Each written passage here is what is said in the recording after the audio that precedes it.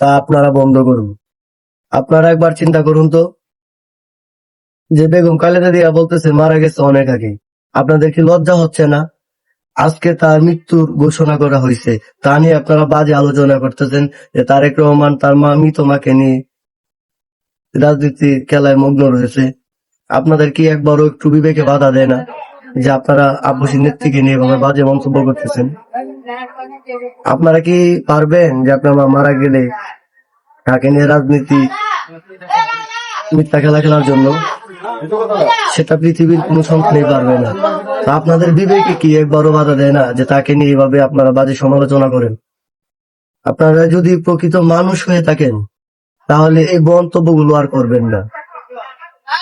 একজন সন্তানের কাছে তার মা বেহেশতের চাবি, তো আপনারা বারবারই এই কথাগুলো বলে যাচ্ছেন।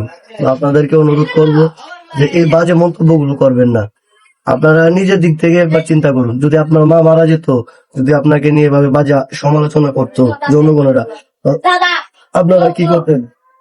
তাই আপনাদের কাছে অনুরোধ করব, এই বাজে মন্তব্যগুলো বন্ধ করুন। তারেক রহমানের আজকে অনেক দুঃখ কষ্টের দিন, কারণ তার মা দুনিয়া থেকে বিদায় নিয়ে গেছেন। সেটা শুধু তারেক রহমানের জন্য না, সারা বাংলাদেশের মানুষের জন্য।